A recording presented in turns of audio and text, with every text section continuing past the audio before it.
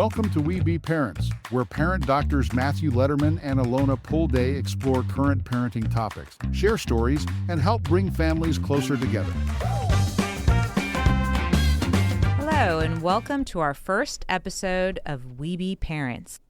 Hi, I'm Dr. Alona Polde. And I'm Dr. Matthew Lederman. And we're really excited to have you here today on our very first episode.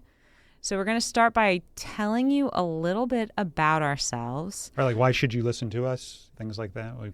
Or not.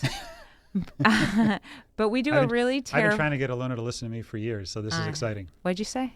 I'm kidding. We are quite terrible at introducing ourselves, so we're going to take a different approach and introduce each other. So I'm going to start by introducing Dr. Matthew Lederman. Matt and I have not only worked together for years and years, but I am blessed to have him as my partner and the father of our children.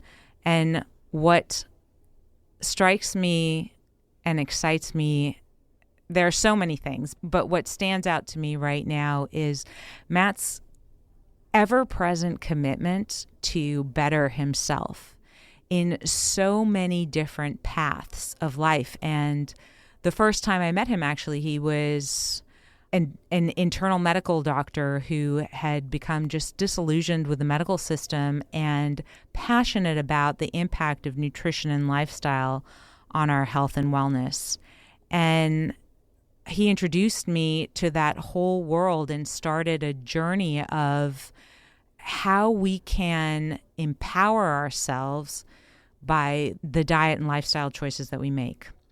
And he continues to grow and continues to take personal inventory, which is something that I so admire. And so seeing that he was honing nutrition and lifestyle and still wasn't quite in the space of optimal health as he would have liked, he looked into other paths and came upon nonviolent communication. And nonviolent communication has been something that has really rocked our world, changed our relationship, and really changed the dynamic that we have with our children.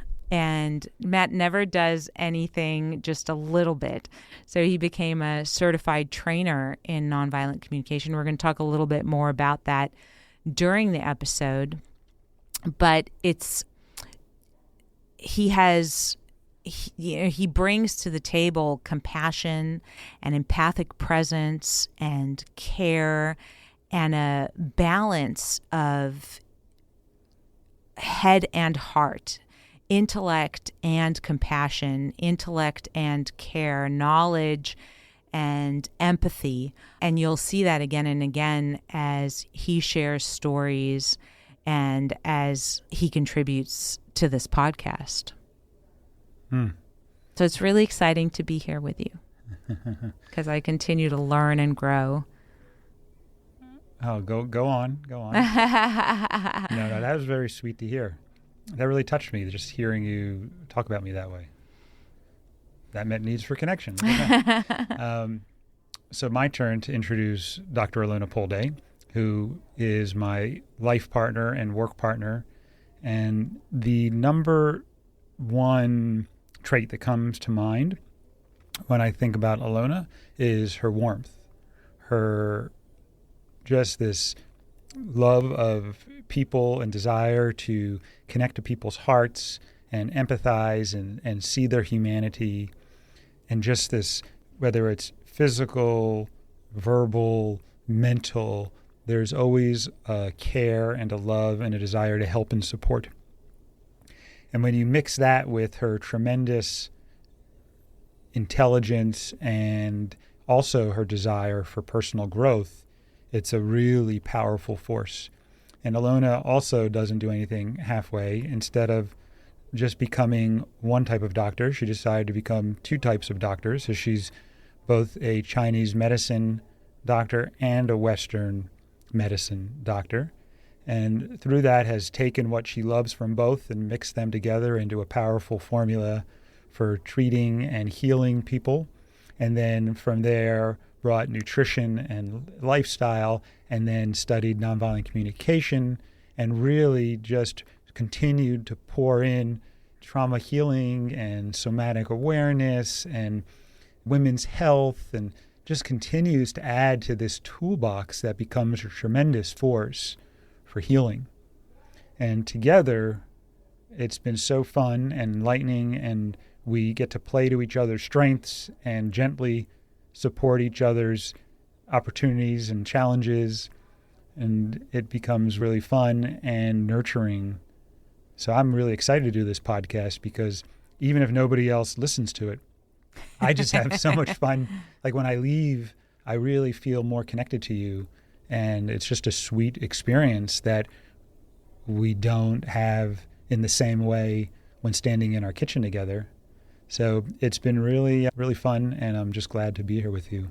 And thank you for your partnership. Aw, so sweet to take in, and I appreciate all of that. I feel a little self-inflated now. But yeah, so why are we here, and what's our hope with webe parents? Our hope is that we get a lot of followers and make a lot of money. That's Matt's hope. What's your hope? No, my hope is that we can help people. That's really what I got in the business of medicine, was to help people. That's why I got a little bit disillusioned with some of the conventional medical practices around trying to heal chronic disease. This now is an opportunity to help families and to see the impact it had on my family, and to see the impact it continues to have on my family. And then when I work with private clients, to see the impact it's having on their family. That is so exciting to me. That is my hope, is that if somebody can listen to these podcast episodes and write back and say, hey, this really helped me, that would be worth its weight in gold. And what are we offering? So when we talk about nutrition, lifestyle, and connection medicine in regards to parents, our hope is that our learnings and our experiences and what we share with our clients and what we experience in our own lives, the messes, the wins, the losses, the hardships, the celebrations, all of that we can bring to the table and share with listeners and hopefully resonate or give an opportunity to elevate their experience as well. How can we help bring more connection into this world, into our lives, the people around us? And we've learned through, I would say, a lot of intensive practice over the last 10 plus years. For me, I've been working with nonviolent communication since 2007, and it just continues to grow as there's this ripple effect. Not only does it continue to make my life better, but it continues to make my relationships and then people coming back and saying it's helping them as well. That's super exciting. What's really fascinating to me is that you don't have to be good at it to have an impact. Like just showing up with this new intention, I'm still learning. I'm still making mistakes every single day. And it's still helping people. So what is nonviolent communication for me? It's really an opportunity and an intention to connect first and foremost with other people in a way that mutually respects and cares for each other, while also maintaining a sense of empowerment and agency. And as through our podcast, we're going to give examples of what that looks like. Exactly. It's one topic, one tool. How do you bring it into the family? And then you get to play with that for a little bit, because it can be overwhelming when you start to think about all the different pieces. What I found with nonviolent communication was there's a lot to it, and it takes a while. It's like learning a new language. But you can start to communicate when you learn a new language with just a little bit of vocabulary, and it can still be fun and impactful. Absolutely. In fact, I remember when one of the most inspiring stories that I heard at the beginning of as we were learning about nonviolent communication and really drew me in because I wanted to have that experience was from Inbal Kashtan, who told the story about her 4-year-old son. And the story was that they had grandparents visiting and were sleeping in the basement, and they had traveled overseas and were jet lagged. And the little boy, Inbal, comes in to see the little boy drumming in the kitchen. And she said to him, I hear you drumming in the kitchen. I see you having so much fun. And I'm not doing it justice, but getting the gist. I see you drumming, having so much fun. At the same time, I'm thinking about the grandparents who flew all the way over here and they're trying to get some rest. And I really love to meet their need for rest. And so I'm wondering if there's a different way that you can play that will allow them to rest. And this 4-year-old boy responded to her, well, I don't really want to, but I'm willing. And she, out of curiosity, said, well, if you don't want to, why are you willing? And his answer was, because I care about your needs too. And I remember that blowing me away, that a child raised with care for their needs at 4 years old can also care for yours in a way that changes their behavior willingly to support somebody else's needs. And as we practice that in our own family, I see the gift that keeps giving in that same vein. And I think that's really important to point out, is that it's actually true. It wasn't just in the movies, right? We see it in our own. We have a 12-year-old daughter, Kylie, and a 10-year-old daughter, Jordan, and they use the same language. Not all the time, right? I don't use the same language all the time. But when we're grounded and our skills are present, it's possible. In fact, I find that children pick it up faster than the adults. And I think it's also helpful that we both were worried that it was permissive when we first were exposed to the concepts, thinking that this is permissive. What kind of parenting is this? The kids need you to put your foot down. They need these strong boundaries. And we're all for boundaries. But to me, boundaries are around making sure everybody's needs are met, not about bossing the child around with an authoritarian parenting style. Now, that could be triggering to some people just to even bring that up, to say, hey, the parents are supposed to be the ones in charge. What would be your response to what I just said? Yeah, I think the goal is, and our goal is, and where our intention lies, is collaboration that is non-permissive. And that absolutely means maintaining boundaries. But how do you do that in a way that still cares for another person? And when I think about where our childhood hurts come from, I think one of the biggest hurts is the message that we don't matter. We are to obey because our needs don't matter. And so what we learn from that is either we don't matter, or if we don't matter, nobody matters. And it sets a completely different intention, and to correct that hurt, we either take a permissive or an authoritarian approach. We either decide we don't matter and it becomes permissive to appease and serve others, or if I'm not going to matter, you're not going to matter. Or if one of us is going to matter, it's going to be me. And that's the authoritarian approach. And the balance is, how do I collaborate with you, because that is the intention that I desire, in a way that also honors my needs? And there's this idea that kids don't inherently care about anybody but themselves. And if you have that framework, it's going to be very hard to trust this. But if you do believe that kids naturally want to contribute and care for others, as long as their needs are also being met, we all want to contribute. And that's a fundamental belief that we find to be true. I'll take that a step further. I think the way that you care and contribute, and your willingness to do that, comes from feeling cared for, feeling heard.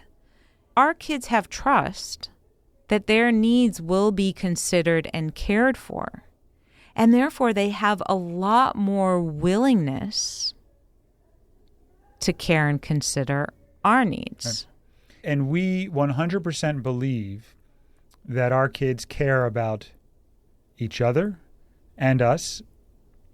Now, sometimes in the heat of the moment, we can't see it.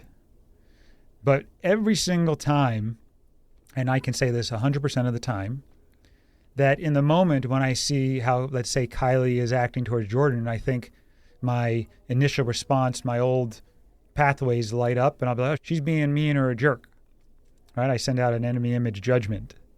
But once we all calm down and we can connect, and I hear her perspective, I can say, oh, I see where she's coming from. And once she gets to be seen and cared for, then she can see how what she was doing wasn't actually meeting her needs for care and kindness, but she was in too much pain to be able to even hold that.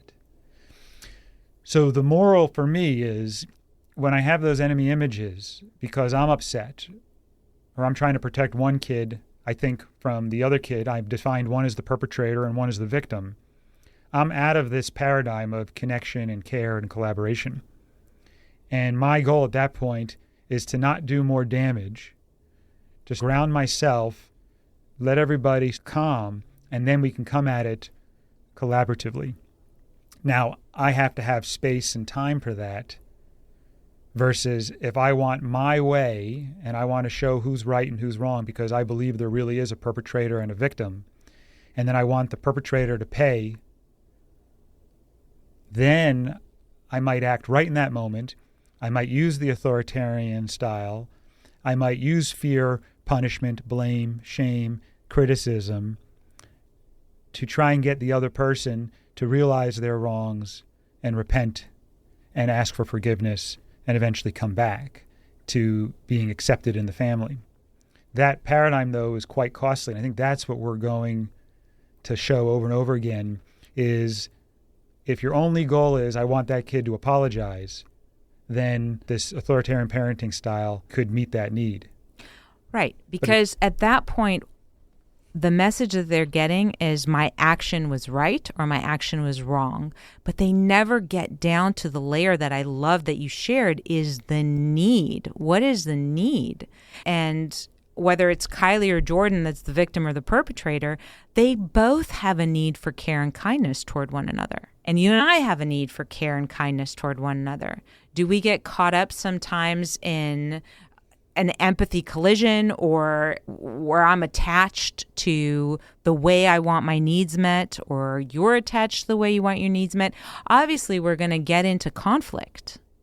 Right? So it's not that the girls are not getting into conflict, but if we can come from a space of curiosity and collaboration over criticism and judgment, what unfolds is actually connecting over disconnecting.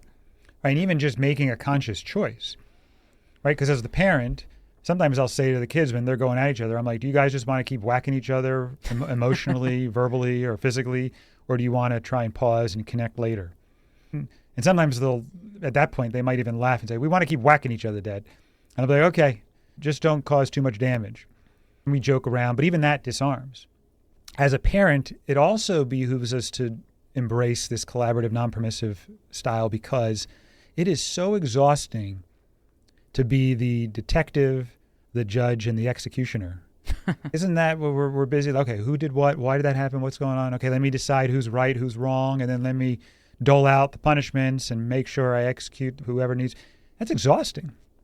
But if we come at it from, we want to connect. I trust that everybody wants to connect. I trust that people don't feel good when they're whacking each other like this or being whacked like this. So let's just pause and come back. Absolutely. And I think, again, one of the things that I most celebrate about that is you are teaching them to be empowered and to connect to their internal values so that then they can take that skill set and do it on their own. They don't need you to mediate that. Because right and wrong, some people might say, of course you need to teach the kids the difference between right and wrong. But there's, this is right because my parents said so, or this is right because if I don't do it, I'm going to get smacked, right? Or there's this is right because it meets my need for kindness and care. And I want kids to connect to the kindness and care in them, Absolutely. not it's right because I'm going to get smacked or my parents told me to. That is not as sustainable as when they connect to their internal right and wrong. Right. So why are you doing what you're doing? Not just you're doing it because I told you so. And I love that. And that's the intention and energy that we're going to be coming into these podcasts with as we share real-time stories, messes, successes, and so forth. So we hope that you'll join us as we continue this journey of unfolding and exploring together. And just spending some time and seeing if this resonates for you. It's not our credentials or anything like that that really matters. It's listen and ask yourself, hey, does this make sense? Does this feel right to you? When you try it, does it make life more wonderful for you and your family?